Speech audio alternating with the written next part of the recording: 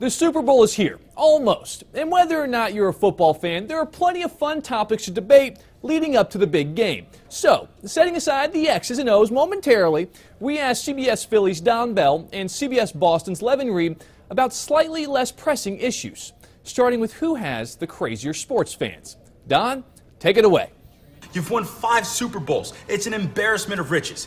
Here in Philadelphia, we don't have a Lombardi trophy. There has never been anything like a Lombardi trophy on the trophy shelf. So I'm going to say that Philadelphia fans, without question, and it's not even close, they are the scariest, they are the most fierce, and they are the most passionate. Really? We're doing this? Well, this is obvious. I watched Philly burn down their state. Okay, they burnt down their town. Boston is so used to winning that the fans are crazy, but they're knowledgeable. They go here, but Philly, you tend to go there. So I don't remember watching Crisco being put on poles by the police officers here in Boston. That happened in Philly. Crisco equals crazy.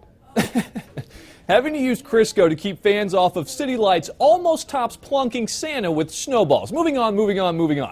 Who has the better hair, Nick Foles or Tom Brady? I'm not sure why I even got to ask. It's unfortunate that both quarterbacks have to play wearing helmets, but that is the case. And I'm going to say that it's Tom Brady. It's hard to argue against that hair. Not only is he a champion, an MVP, but his hair is all world. Plus, he has Giselle to help him out with it, and she doesn't play games. She knows what she's doing. Sorry, Nick. Tom gets the nod. Tom Brady is the best-looking man in America. Okay, let's just stop right there. These questions are ridiculous. Of course Tom Brady's got a better hair, and you know what he puts in his hair? His 5 Super Bowl rings. I don't know if this is even a question. Why is this even on the list? Levan, why are you hating on all my questions, man? I'm going to catch up with you later. Now that we have the quarterbacks out of the way, let's look at the true fashion icons of this game. Head coaches Doug Peterson and Bill Belichick. We had to ask, which coach has the better sideline attire? Well, fashion is pretty cyclical, right? So when you think of it that way, I mean, Belichick, when he first started rocking that hoodie with the sleeves cut off, it was like he was intimidating. He was a force. But we've seen it for so long. It's tired. It's old. Bro, it's time to change up your style. So I'm going to go with Doug Peterson with the better sideline attire. He's got that sweet visor that John Gruden used to wear back in the day. He's got the locks coming out the top with that like salt and pepper hair. I'm going to go with Dougie Fresh. Really? Bill Belichick, you see the way that man dresses? Really? Who wears the better sideline attire? It's obviously Bill Belichick. Sometimes he goes with the sleeveless things where he's got suns out, guns out. Sometimes he wears the hood. The best part about his attire is that he brings those little pencils and the little pieces of paper to write down notes. He doesn't need an iPad. He doesn't need a Microsoft pad. Pencil's the way to go.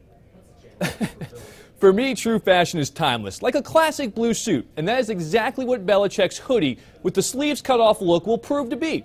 Timeless. You don't believe me? Check out his O&D coordinators and soon-to-be head coaches. Look familiar? And finally, we saved this one for last in case a fight broke out. Which city has the best Super Bowl food? Philly's cheesesteaks or New England's Maine lobster rolls? I lived in Boston for 4 years. You always talk about your lobster rolls and all that stuff, but you know what? It's Philly cheesesteak without a question. Lobster roll, that's so highbrow. You want to bring it down. You want to get grimy. You want to get gritty. You want to get your hands greasy.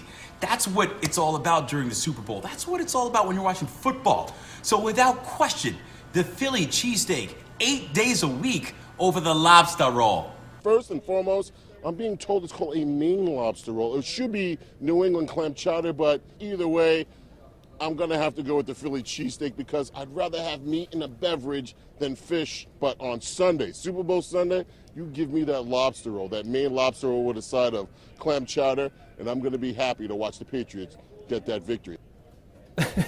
All right, I have no idea which city actually won this debate, but one thing they can both hold over every other city in the country. They get to watch their team in the Super Bowl. Matt Uris for CBS Philly.